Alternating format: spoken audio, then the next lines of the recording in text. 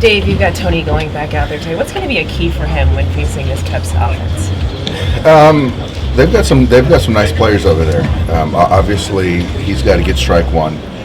There hasn't been a lot of familiarity with this team over there with Tony. It's a left-handed, right-handed lineup, but I think strike one's really important, and then the ability to expand when he needs to. It looks like there's going to be about one more start for him before the All-Star Game. When you look at the conversation of who could be the starter of it, what will be just something that could kind of draw in the audience a little bit more? Obviously, being the hometown guy, first All-Star Game potentially. He's had a tremendous first half. His start days should line up for him to be able to pitch in that game. I know he's done a great job in just focusing on the next start until we get to that All-Star Game. But I think obviously we're hosting first time in 3 decades. I think he's earned it, but ultimately Brian Snitker's going to have to make that tough decision. Dave, can you talk about, the guys inside talked about, Barnesy and Blake talked about Tony trusting his stuff, staying in the zone, and basically just believing this is my best pitch, give me your best swing, and I'm going to beat you. Can you talk about that? Well, I think that speaks to conviction, and I think that, young player, veteran, position player, pitcher, conviction matters, and that's over time when you have success, you start to believe more. And every pitcher knows that you need to attack the strike zone, throw the ball over the plate. But that last moment in time when that ball is released from your hand, you have to have the conviction to throw it over the plate. And I think right now he has that belief in himself with the fastball, the slider, and that changeup and the curveball. And so you see when he needs to attack for a strikeout, put the ball on the ground, get back into a count, he can do that as well as anybody in baseball. We see what he's doing on the mound, but you see what's going on behind the scenes in his preparation. What do you like that he's done since that shortened spring training to now? I think I would say he's present. He's focused as much as I've ever seen him. I think that, when you're searching for your identity, it's hard to be present.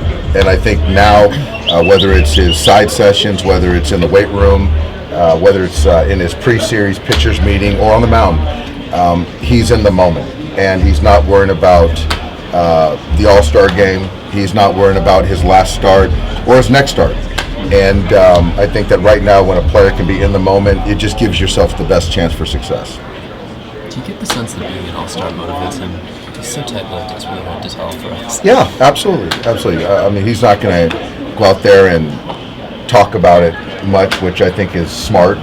But all players are motivated by certain things, and to be, selected as an All-Star for the first time or any time is a big feather in your cap. So absolutely, he's motivated by that. I saw Blake throwing in the bullpen again today. How close is he to facing live hitters? Today was good, really good.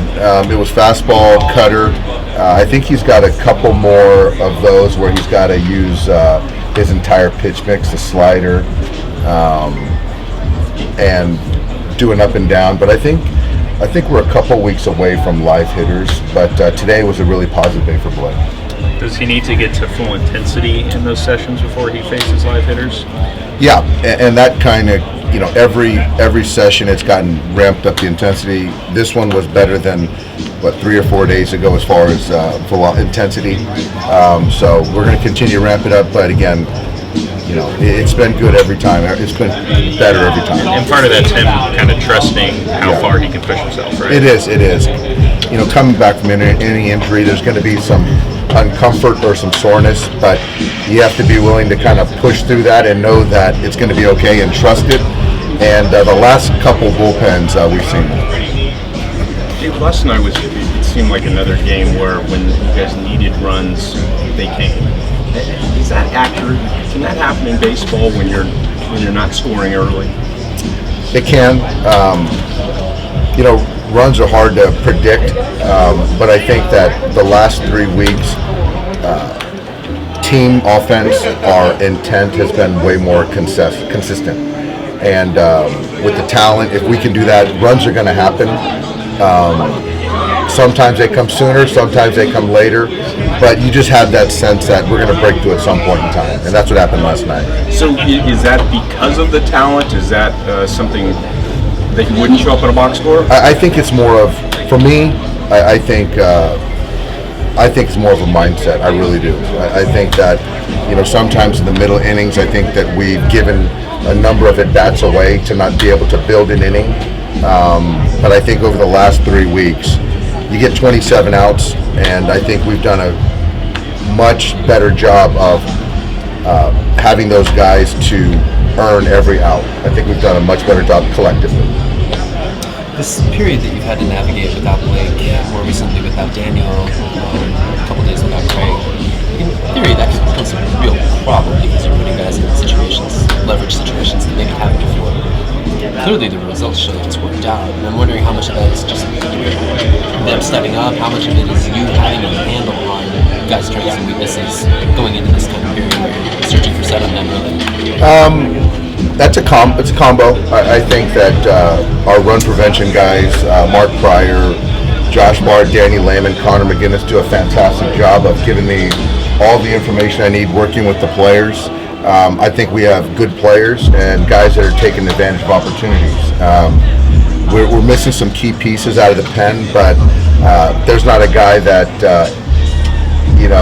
is trying to make an excuse, and we still have to prevent runs. And it's good to see guys like Phil or Vesia. David is going to start pitching more high leverage and getting him back online. And I think Craig, the last 3 or 4, has been really good. So we got Fergie back. So guys have taken the opportunity and run with it. You didn't mention Evan, but he might have been like the 7th or 8th guy down there, and now he's a dude. Evan's a dude. Evan's a dude now.